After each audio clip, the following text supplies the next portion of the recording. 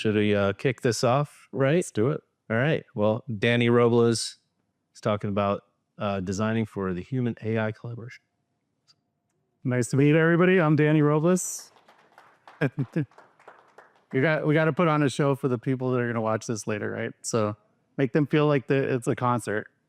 I won't spend too much time, but I usually use this slide just to kind of show kind of how I've evolved through a lot of new technology that's been introduced, right? So at first, back in, I started early. I was 18, 19 years old.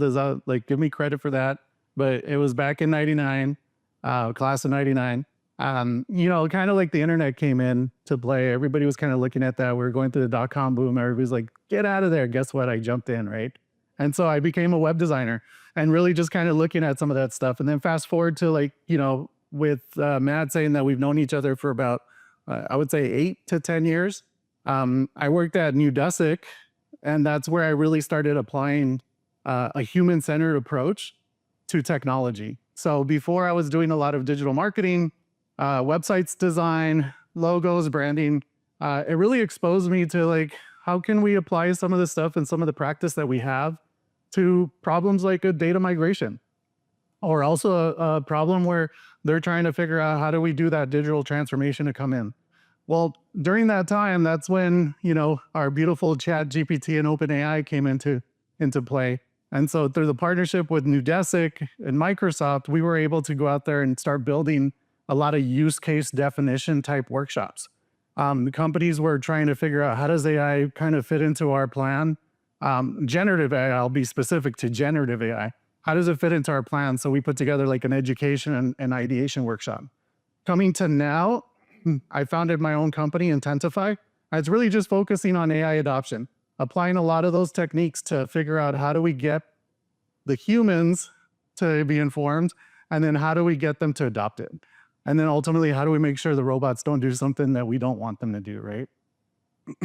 So before I move on, can I kind of get a sense of who's here? We got some designers, maybe graphic designers in the room. Okay. How about UX designers? Awesome. UX and AZ. We attract UX designers. Anybody that associates themselves to being product designer? Okay, product and UX. Any product managers? All right, we got a couple. How about somebody that's actually developing or designing for AI right now? Awesome. So I want you guys to contribute as much as possible. Anybody else that I missed? Maybe a profession that I missed? A researcher, user researcher, yes. How could I have forgotten the user researcher? Yeah, so we're all very much, right? The last since November 2022, as these consumer Gen AI products started coming out, we've all been exploring. We've either been hiding from it or we're worried about it taking over our job and things like that, right? So the approach that I take is that I've seen technologies that were promised to replace me. All we had to do was elevate the way we use the tool and understand how we build things faster and quicker. The biggest relationship that I always talk about is I was a web designer, right? But I was a unicorn in the sense that I knew how to code. So I knew HTML, CSS, JavaScript, I knew it all. And then all of a sudden, some developer shows up with Bootstrap, and I'm like, what? That can do it quicker than I can. At first, I didn't trust it. I didn't have the confidence in it, but guess what? That developer was missing my capabilities and being able to create the design and the user experience. He got faster. He was able to ship faster, right? And so a lot of the times we're looking at a lot of these technologies, they're really just to enhance our workflow. And the quicker we upskill, the faster we get the benefit from that. So let's talk about this, right? You guys are here, right? There's been a hype cycle the last couple of years on AI. Everybody has an AI tool. Everybody has an AI feature. It's going to change the world, things like that, right? So this is from Gartner. It's really just looking at from a technology adoption, and when new technology gets introduced, there's usually an uptick where everybody starts using it. And so some of the experts say that we're somewhere in here, either at the tip of the peak, or we're going into what they call the trough of disillusionment. and then it levels out and we start finding use cases, right? And so we're really looking at how do we look at that? And the challenge I'm going to give to you as the UX designers, the product managers, the product designers, the user researchers, is how do we get better at identifying the right use cases, right? And then how do we execute on that? And then how do we bring in some of the practice that we have into this? Because to this day, a lot of technologists are the ones leading the AI revolution, right? We got to bring the humans with us, and we're starting to see some of that. So if we're here, right? So for some of you, the journey started here. For some of us, we were already doing data and AI integrations, like we were at Nudesic and with a lot of organizations out there. But really, for a lot of people that were looking at how does AI benefit me, we started with this beautiful screen of ChatGPT, a cursor that just looked at you and said, say something to me, right? Do something.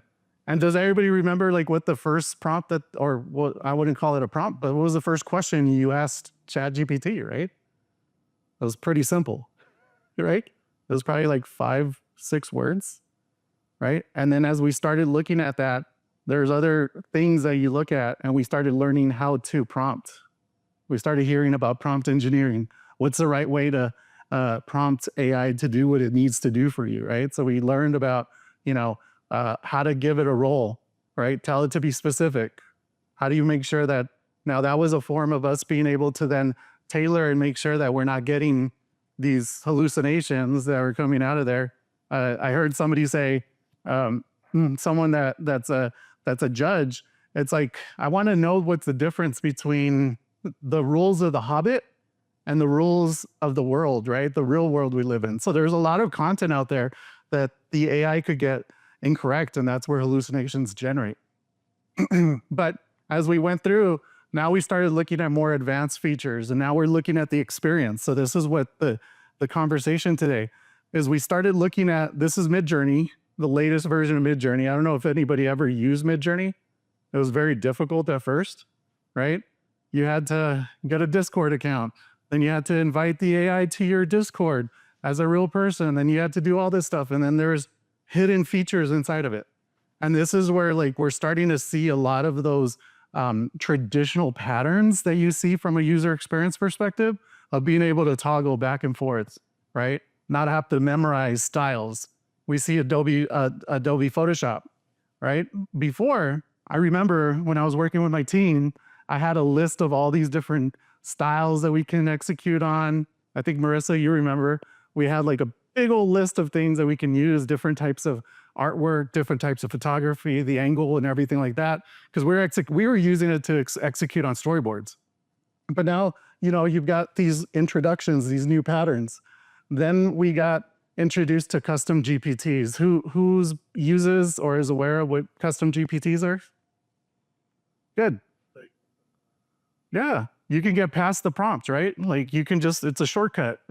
You can upload context, right? You can give it information. Like, how are you using it right now? So I try to plan on my repetitive task. So what I try to do is like, there are some repetitive tasks in my daily life, like maybe a to-do list, creating a to-do list for me for this week. So I just give them the backlog of items and I'll ask them to like narrow it down based on the priority. Yeah. And it does that for me. And then I'll sort it out from there. Yeah. That's enough.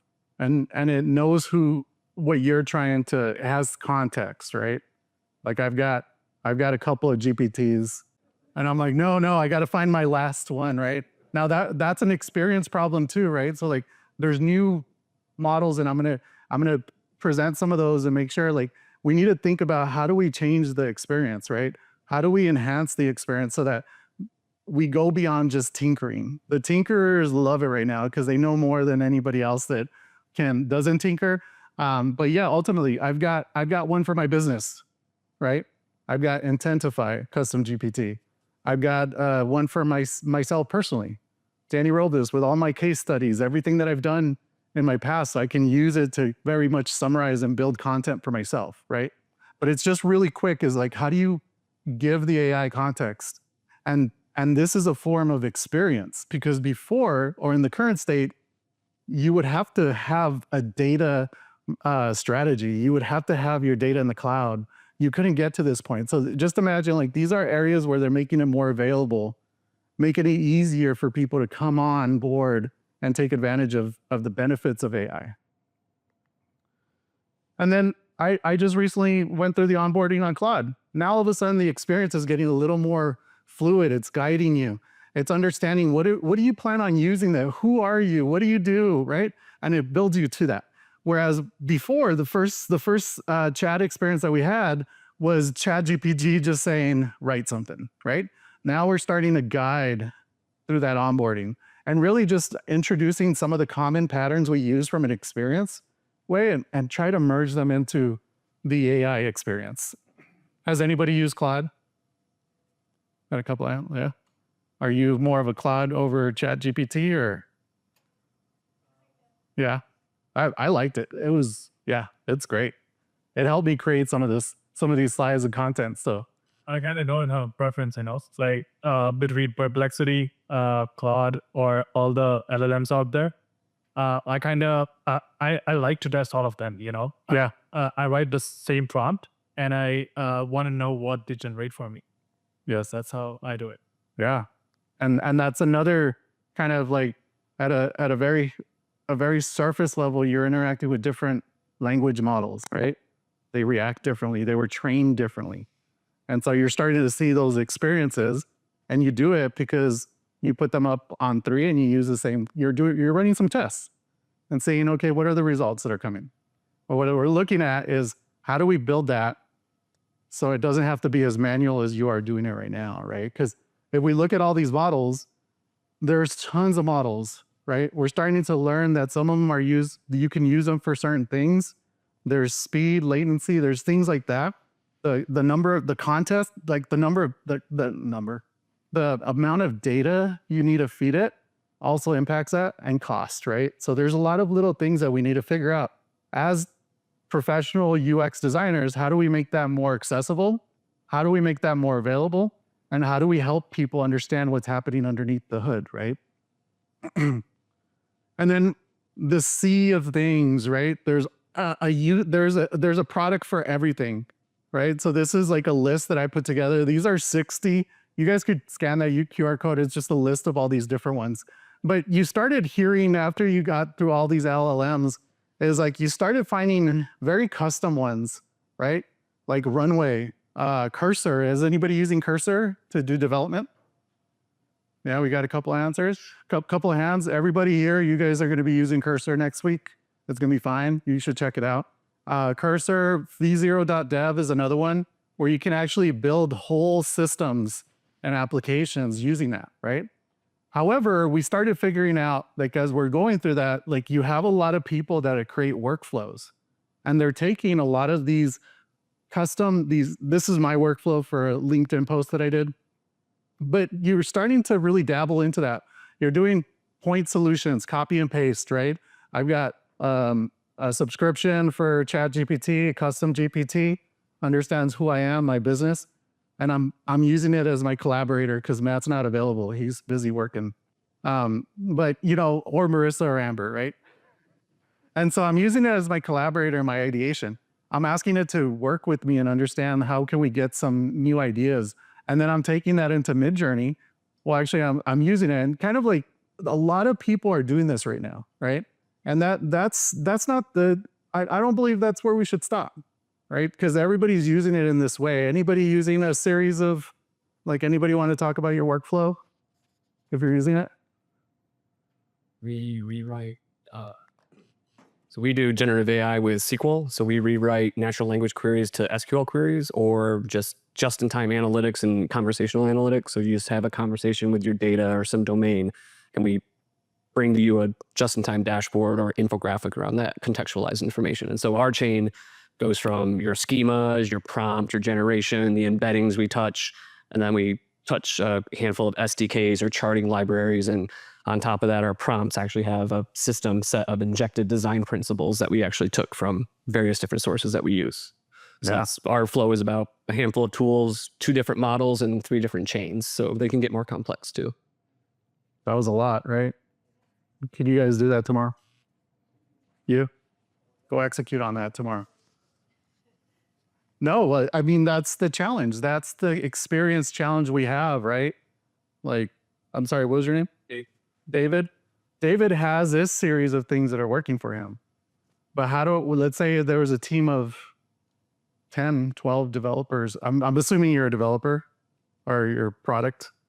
Yeah, product. That's another conversation. You guys have more skill set than you know right now, right? Because I know a lot of product people that are executing on prototypes and things like that. Now, this sounds really great and everything, but I'll give you an example. Before, I think I was posting an event, and I asked ChatGPT, my custom GPT, to write a meta tag, a meta description for the event, right? It came back and it had a cool meta description, but then it had hashtags in it. And I'm like, wait a minute. I know for a fact that I've never seen any time, because of my background, because of my knowledge, I've never seen hashtags in a meta description. So I asked ChatGPT, what's the benefit of adding hashtags to my meta description? It came back and said, there is no benefit, right?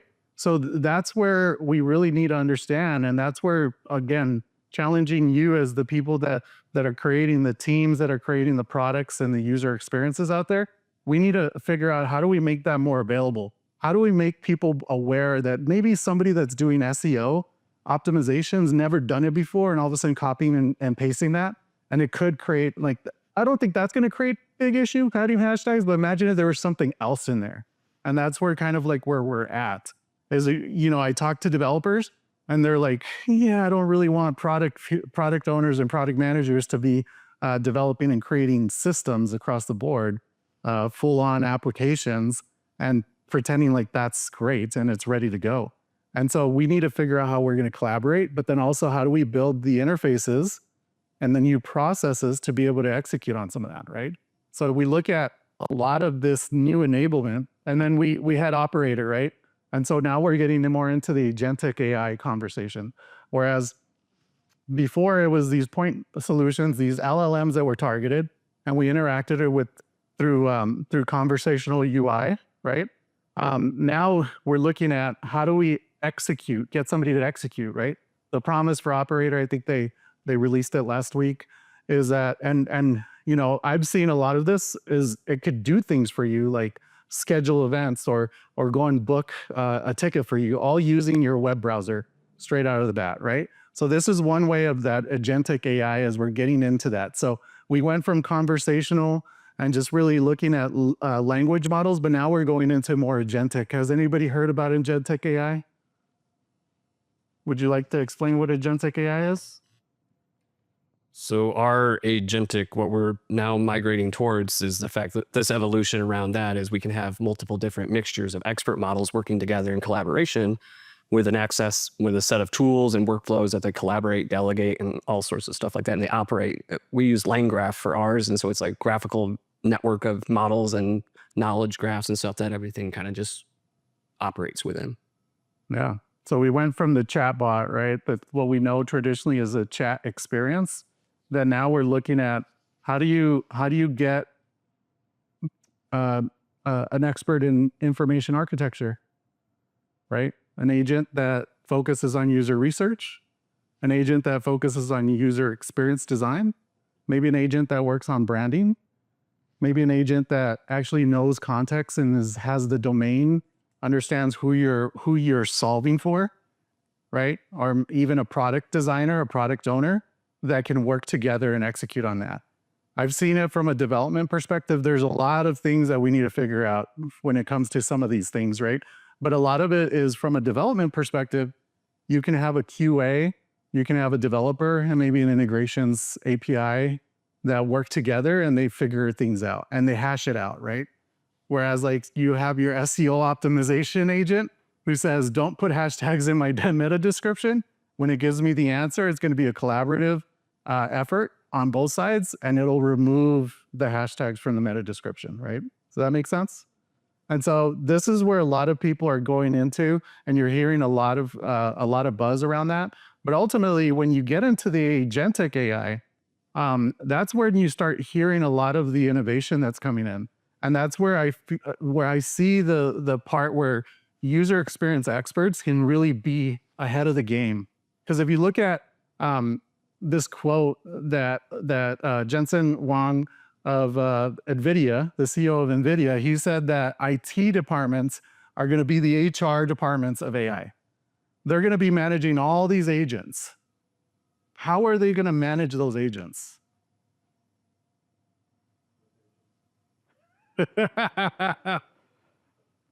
Right? We don't know, but we have an idea of what that pattern, that existing pattern, maybe it's going to be an interface of some sort. Maybe it's going to be some new metrics, some new layers that we're going to have to look at, right? How do we build that new experience to make sure that you're able to manage your agents, that you're able to give them autonomy, but then be informed from that perspective, right? So I want you guys, all my creatives, to start thinking of that. All my visionaries, right? Like start thinking, like, what could that be, right? You got a team of people that are executing on your behalf. What information would you have to make? What are those detailed things that concerns? Like what are some challenges that come up, right? So how do we make that shift? And the way that I've seen it and through my experience is that we need to humanize it. We need to add empathy to the technology. We need to understand what that is. And there's a lot of tools that already exist that we've all been practicing, right? These usability like heuristics, right? That really dive into like, what is a good experience? What are the things that we need to think about, right? Like making sure it represents the real world. If I have these agents working together, we need to make sure that we're presenting metaphors to people that are they're not AI engineers, they're not prompt engineers, they're not model, they're not trained, they don't have that level of understanding. But how do we create these new experiences that help people be informed and have some sense of control when they have these agents executing on their behalf? Good. Excuse something. So I noticed. We didn't talk about it at the beginning of the discussion or presentation, but would it be helpful to talk a little bit about what types of artificial intelligence there are? Just to kind of, because we talked about specific examples of like Gen AI, or we haven't talked about machine learning, but like how would that work? Because I feel like before we touch on the heuristics, it would be helpful to maybe highlight. There are general rules, but I feel like depending on what type of artificial intelligence product you're working with, some of the usability heuristics would be more relevant for some use cases, but not others. Yeah. So if you've ever, so there's generative AI, and then you mentioned machine learning and AI as we knew it before Gen AI was introduced, right? And I do have a slide that slightly relates to that, but it's more focused on the persona, so I'll touch on that. So one of the things that we talked about is how do we use what we know from the past and apply it to today. We know that not everything's going to apply, but if you look at a lot of the experts that I've been collaborating, a lot of the execution from an agentic AI, they're really taking these agents and defining their persona, right? And really looking at like, how do we understand the persona of this agent so that it interacts well with my human persona, right? And so if we look at some of these are just some, and I'd love some collaboration, but just looking at like AI as an assistant, right? That's really something that a lot of people are using right now. I'm executing on that from using ChatGPT to help me write things and maybe edit things like that, co-pilots, things like that. AI as an advisor, it's really just looking at like, ultimately, how can I be advised and presented the right information at the right time in order to make a decision? So there's still the human taking that decision and executing on that, right? So it's really, I think, a really good one, to that point is, being able to, the little experience on your mobile on your either your Google Map or your Apple Maps that knows that you're going home, so it really quickly pops it up and just says maybe you should go home, right? And here's the directions. That might be an example of that. And then AI is an operator, right? There's a reason why OpenAI took the name operator, right? That's where it's executing on tasks on your behalf.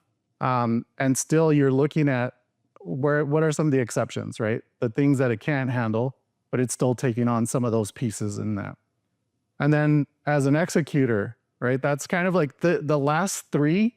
The Copilot is something that you see right now a lot is with all the experiences, inline experiences that you see, especially with Microsoft, since they call it Copilot, is really just guiding you and helping you get to within the experience.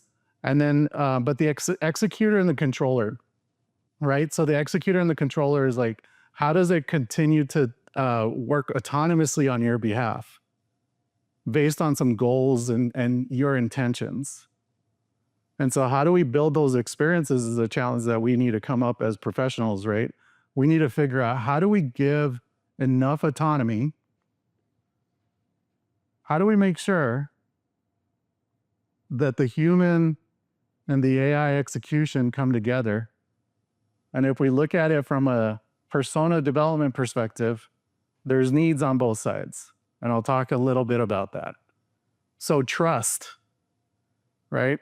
There's trust at different levels of persona of the AI that needs to execute on your behalf. There's been a lot of experiences where maybe they didn't trust the answer that was coming back. It was right, but people stopped using it, right? How do we create that trust within the experiences of AI? And then to flip it, how do we give AI that autonomy, right? To go out and execute. And we need to figure out what those experiences are. Is it maybe a rating system? Is it showing how it came to that decision?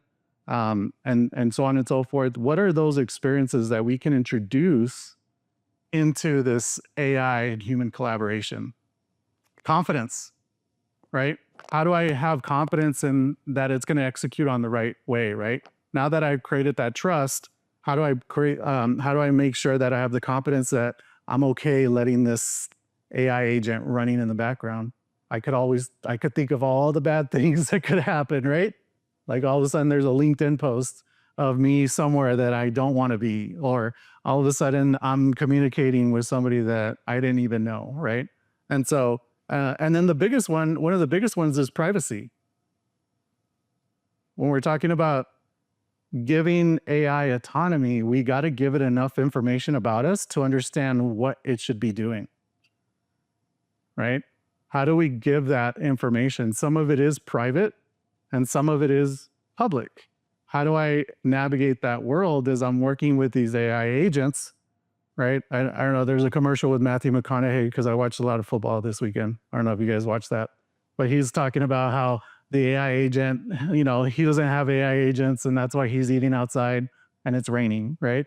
Like that kind of like, how do you give that guidance to let them know, hey, plans changed, Matthew McConaughey. We're actually going to eat at the restaurant on the other side. That experience, we need to figure out what that experience looks like, right? And how do we create that? Transparency. That's where we're looking at an accountability. So the state of Arizona was meeting this morning. They were talking about, how do we introduce AI into our courtrooms, right?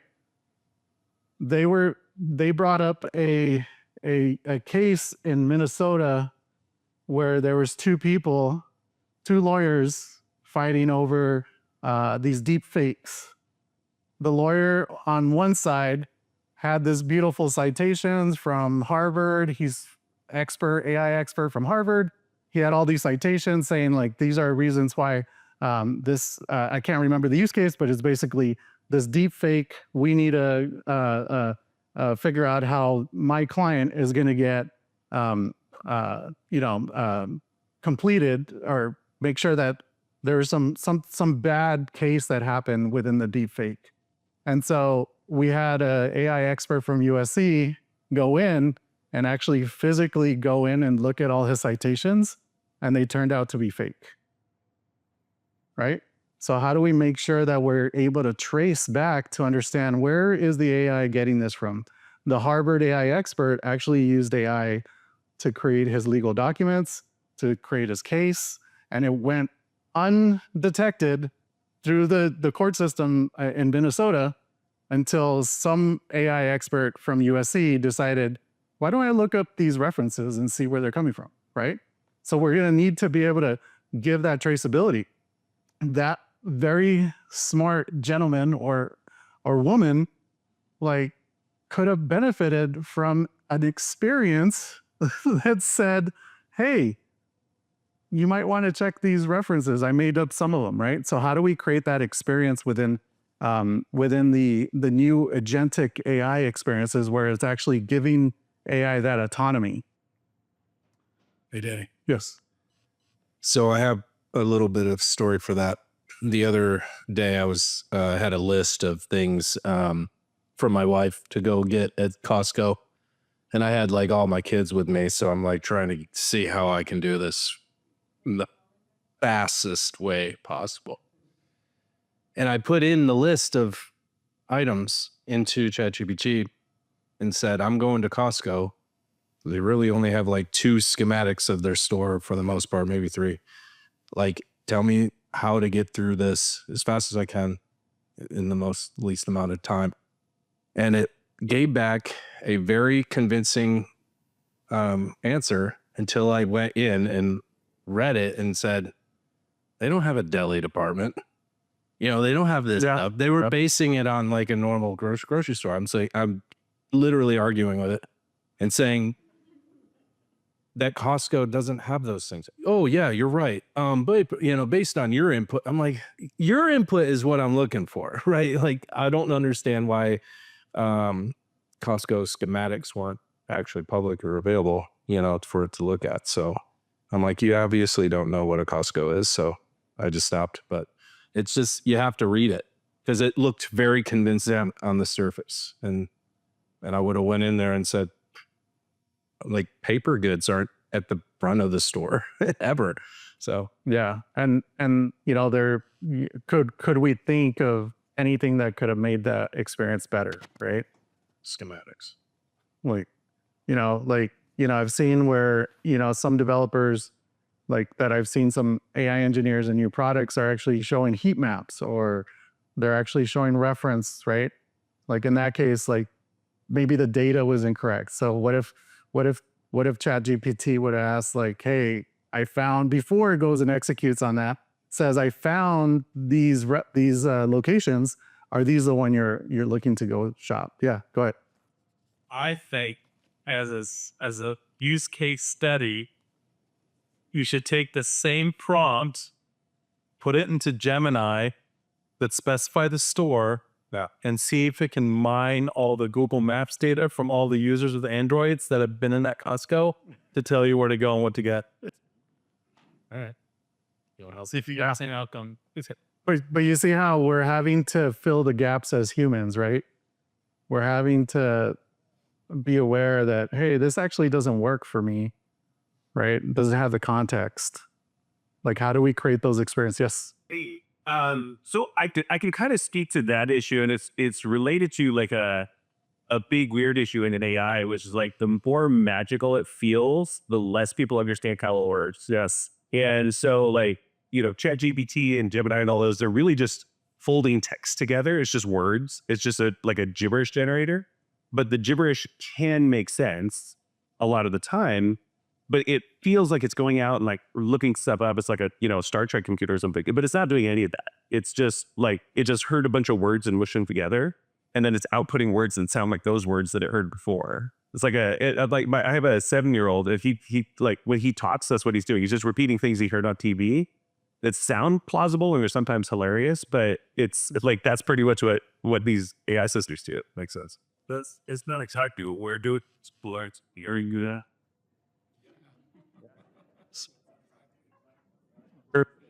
We're clearly when Danny got a good question from her and couldn't figure out how to answer it.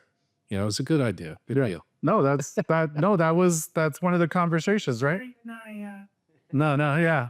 I mean that's some of the no, like right now, like AI, like you to your point, it's using data it was trained on to answer a question, and it can't read like your tone. It doesn't understand like that. That was like one of the conversations today, is like because they're exploring, the state of Arizona is exploring using voice and speech AI to do interpretation, right? And they're asking, well, how do we know that it's interpreted right? Because they can't recognize facial expression. They can't recognize when maybe you're just joking around and just saying stuff. They used an example where somebody said to some gentleman, wow, you put all this work in there, you deserve a raise. And guess what the meeting said? Give Steve a raise, right? And so like if we execute on that, well, Steve gets a raise, but we're like, well, wait, like I think that's to your point. What's up? What were you gonna say? Gonna say even just making an emphasis, you could say a sentence, right? And put up an emphasis. You could say, I love you, or I love you, right? And it's like ChatGPT understand the difference between, right? It just means two different things. And it's the same wording. And that's where this world of saying, how do we refine that, right? How do we use different types of sensory, right? So that is my next slide. How do we use more sensory collaboration, right?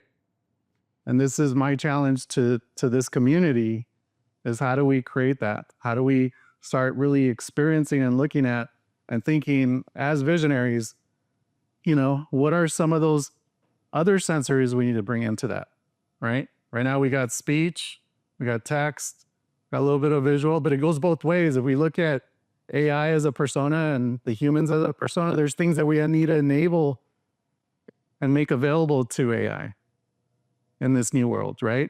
It's going to have to be here and understanding and looking at facial expressions, right? Or is that part of the experience? And now we got to train our workforce to really look at, and don't take it literal. And maybe our workforce is really in that moment, they're documenting facial expression. They're documenting the sentiment in the group. And then they're coming back and merging it with AI, right? This is where I get really excited, because it's like, we get a chance to really define what those new patterns are. I always use the example of, right now, a lot of people commonly know on an app, if you swipe down to refresh, right? You swipe down. Like I remember when that first came out. I remember I knew the guy's name too, but I don't know his name anymore.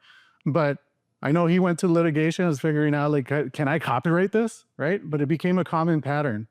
There's new common patterns that we need to introduce. There's things that we're bringing in from our past experiences, like chat bots, right? That help us interact with that. We know that metaphor, we know what that is.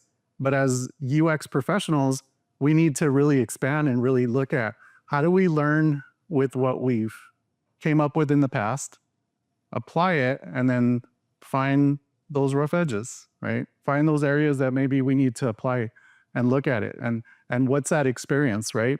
And it's really just looking at that, like from maybe it is AR, VR, right? We've seen a lot of experiences that are coming out with glasses, right? That come out of there. How do we look at maybe some touch-based kind of activities, right? As I'm walking through, how does it help guide me and give me information without interrupting what I'm doing right now, right? And kind of looking at how do we introduce those new experiences with AI. And we're all familiar with the hearing. I think there's a lot of examples out there, a lot of tools that I know a lot of you guys are using as far as being able to, take notation. There's a lot of different ways, but just what I think the biggest challenge I'm looking at is, how do we create the experience, right? And treat AI as a persona as we're solving some of these problems, and really look at both sides. There's needs from the human perspectives. We need to have control, right? We need to be informed. We need to understand what did you use? What level of confidence do you have, my agent, that this is accurate, right? And there's new metaphors and things that we need to explore and design for. Would you guys add anything else to this list? Smell? I kind of want to avoid smell for sure. But yeah, I mean, there's like smell does communicate, right? Like smell does communicate. So maybe there is, right? I don't want that. Neuralite. What's that? Neuralite. Yes, right? Now all of a sudden we're able to communicate, right, with AI using our brain activity, right? I don't know. Yeah. Intuitions, Yeah. right? It doesn't fall under thought based because, right, you didn't have to process your intuition into a thought. Is that years? Oh, there were I mean, some of it could come in, there's like small language models would probably kind of fit more into intuition, I would say. Because it's like, I don't know if you guys are familiar with a small, like, where you're talking about a child that just, I think the best description I heard with Chat GPT and I think it was GPT 3 or 4, because I think 4.0 takes a little more understanding, but they kind of said, like, just imagine like somebody fresh out of college, very eager intern that wants to be able to show value. Is like, that's who Chat GPT is. They don't have the experience, they don't have the context, but they know the answer. And they're very confident in saying that they have the answer, right? And so it's really just kind of looking at that. So how do we visually cue that, right? I don't know if there's Hugging Face. Anybody checked out Hugging Face? There's like tons of LLMs out there, and they're all doing different things. So how do I make sure, as an experienced professional, let's call ourselves AI experience, which model is right for the right moment, right? How do we create those metaphors with a large language model? You're casting a floodlight of information and gathering it back. And then how do we create those experiences where all of a sudden, now that I understand what I'm doing, how do I then put a laser focus on what I'm trying to do, right? And it's really all these, like, right now, a lot of technologists are enabled with this. Eventually, our workforce, our customers are going to have to be enabled with this, right? And how do we enable that is really the big question that I have for this community. And so I created a couple, right? So have you guys used How Might We's in your ideation? Yeah. So really looking at, like, some various ways, right? So like the contextual guardrails. And these are some challenges, and I think we're running out of time. Obviously, I always have more slides than I need, right, Matt?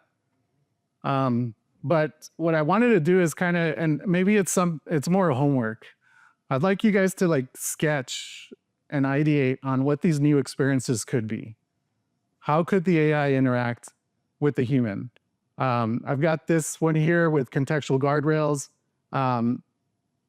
So how do we create those boundaries, right? So how do you dynamically adjust between AI as you learn what you're doing, right? So as we drive out here, we got an idea how we're going to get there, but we adapt as we go along, right?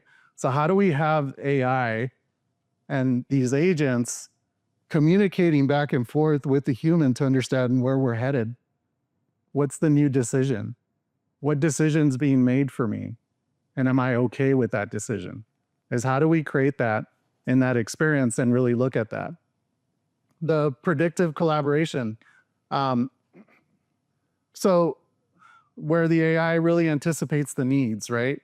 And so how do they proactively work together to really understand what you're trying to achieve and then be able to then execute on your behalf, right? So like really looking at how can I predict what's going to happen, and then how does AI communicate back to me so that things aren't, you're not getting some unintended consequences. This one really excites me because we've done a lot, is like where really a lot of it, this excites me because it's really where we're sharing with AI our vision, right? What are we trying to accomplish? And it's actually creating tactical things for us to execute on, or it's executing for us, right? So instead of an interface that says submit or buy now or upload, right? What if I were able to share what my goals are and what I'm trying to do? And it just does the rest without it, right? And having that awareness where we're rethinking, because the goals that I had at the beginning of the year are not the goals that I have today, but I'm still rooted in those goals that I had at the beginning of the year, right? And I'm informed and I understand internally we have this dialogue. How do we expose that dialogue with AI, right? And you know, is it an interface? Is it something that's with us, a device that we can see? Or does it just have to be a motion or a tap or something like that, right? So what are those experiences that we could introduce? The other one is, you know, how do we create that trust, right? How do we build an onboarding, right? Thinking about tomorrow, I'm gonna like, hey guys, you're gonna sign up for my new agentic AI. It's gonna come in and you guys are gonna be awesome and everything's gonna be great. Like, how do we create that evolution of trust where we're slowly, AI and the human are learning together to figure out how much risk is Danny willing to take, right? Versus how much risk is Matt willing to take. I'm at the casino, I'm gonna go high risk, high reward, right? If I'm at home, I'm a low risk kind of guy, right? At the casino, wait, AI is like, wait a minute, over here, you don't care about money and you're dropping it at the casino. And then over here, you're worried about spending $10 for XYZ. Now we're trying to learn from each other. So like, what does that onboarding experience look like as AI is trying to understand what our context is? How do we blur the lines between the activities of sharing our data and uploading the data where it becomes more merged and evolved within the agents themselves? And so I was gonna have you guys do kind of like a rapid ideation, but I'd love for you guys to kind of think up through some of those. I'd love for anybody that has any ideas, like to share with the group. Anybody have any ideas or any metaphors that we could apply to some of these challenges within this human and AI collaboration? Most of the enterprise department have multiple autonomous AI agents have the work that they're doing show on like a Reddit. That's right. Oh, I love that. And then I could follow what they were doing and then go in and stop in if I need to. Yeah, that's a good one. I think the same with the Slack channel. It's just the bots talking to each other. Yeah. I've seen, yep, go ahead. It's a lot of pressure. I am a soccer coach, and so sometimes I get some soccer ideas from ChatGPT. I think it'd be cool if like every session, it's like a one-on-one training session, like this kid's data gets put in and then it like generates some ideas for the next practice. Oh yeah. So And then sends out the agenda for you. I was kind of looking at that. Has anybody looked at, like, these are all new terminologies and things like that, but there's something called the LoRa, right? Where you can actually train you could train the LoRa using images of yourself, and then you can use it to create like really cool videos. And somebody had one where they were flying, and there's different things that you can do with it, right? And so I'm like, why couldn't we do this from a branding perspective, right? Like, there's got to be a way that we can do this, because, you know, if you looked at my workflow, there's things I don't want to give up. There's control, right? In that sense. And it's the branding. I haven't seen too many executions that it gets at 100%, right? You got a specific way and things in a brand. Like, what if you could just train the LoRa to understand, based on all this marketing material, all this stuff that you produced, to be able to execute on your brand, right? And be able to validate whether or not it's on brand or not, right? So like, there's some ideas even at the forefront right now that are within reach? And then how do you give that capability to a marketing professional? The marketing professional is not going to want to sit there for hours waiting for this Laura to get trained, right? And it's like, how do you give that autonomy to that marketing professional? And then how do we change and elevate the work that we do to be more impactful, and we take on more than we did before, and therefore we're able to solve bigger and better problems that we want to solve. So I think that's the challenge I want to bring to the community is how can you guys build this new human and AI experience? Because at the end of the day, it's not going to replace us, right? It's going to enable us, and we're going to have to be informed, right? On one of the slides, I say it needs energy. Everybody's saying that's going to replace us. I'm like, yeah, but where is it going to get its energy from? Like, there's still someone that has to restart a server or, manage a whole series of servers on the cloud. It still exists for us to make us more better and faster at what we do, and then be able to focus on some of those challenges that maybe we haven't had a chance to. There's going to be opportunities and problems that we're going to have to solve that weren't introduced before. So, so what I wanted to share is a link up here. It's an AI adoption blueprint. It's really just how I come in with organizations and really identify use cases. And then how do you create the proof of technology? How do you create that proof of concept and then execute on it? A lot of the practices there are very similar to, they're very much a lot of the things that I practiced in the past, which is design thinking, product strategy, and user experience. And then how do you bring in the technologists and the subject matter experts into this? So a couple of upcoming events. We're trying to get a group of the legal community, compliance, and risk advisors to really look at how do we first identify some use cases that maybe your clients or maybe your company is going through, and then just unpack them. Like, what are some of the issues that could arise from an ethical perspective, and then also from a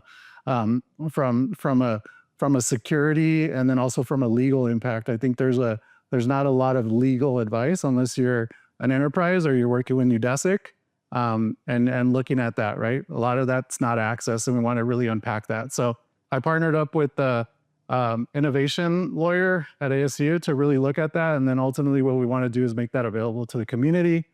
And then I'm running an AI series at Venture Cafe. If you guys have not been there, it's a slew of entrepreneurs, solopreneurs, and just kind of looking at that is like really helping them like identify the right use cases and how do you adopt AI into your practices.